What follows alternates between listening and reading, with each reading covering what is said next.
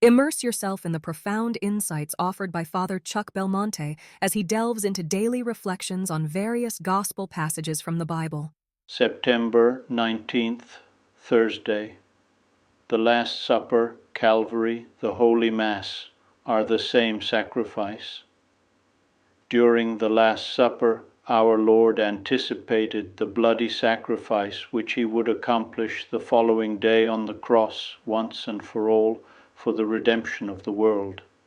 We can reconstruct how our Lord celebrated the Last Supper, observing the traditional rite of the Jewish Passover. It included the serving of 4 ceremonial cups or chalices of wine mixed with water. The first cup was poured and the wine was blessed.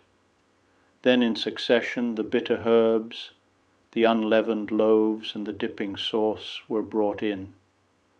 At this moment the treachery of Judas could have been foretold. Then the paschal lamb was also brought in. The second cup was poured, and the father of the family instructed those present, above all the children, on the meaning of the feast.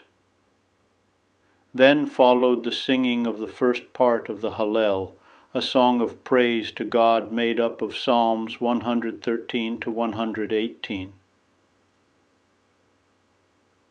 After the song, our Lord, departing from Jewish custom, got up, washed the disciples' feet with the second water intended to be used for washing the hands of the guests towards the end of the meal. Then he sat down. He expressed his desire to eat that Passover with them, since he would not eat any other. Meanwhile, he told the disciples that he was not to drink of the fruit of the vine any more. The hour of his passion was approaching. Then he took bread, possibly a loaf, which had to be left on the table, as was customary to indicate that no more food was going to be served, marking the end of the meal. He pronounced over the baraka a blessing of thanksgiving.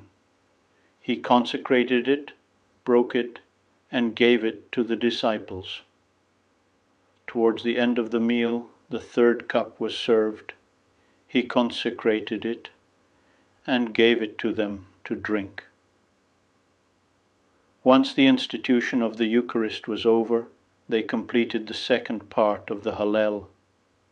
It is possible that the fourth cup was never served. It is not mentioned in the Scriptures. Afterwards, they went out to Mount Olivet. With this ceremony, our Lord anticipated in the upper room his own immolation and oblation, which were to be accomplished in Calvary the following day. Moreover, we shall see how Christ's sacrifice is as true and effective in every Mass as in Calvary. St. John Chrysostom, overcome with awe, expressed this identity in these accurate and eloquent words.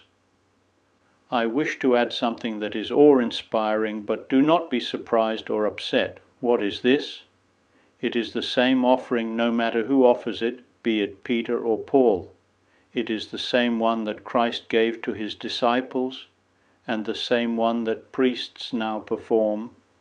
I would be delighted to extend an invitation to you once again tomorrow for another insightful reflection on the Gospel by Father Belmonte.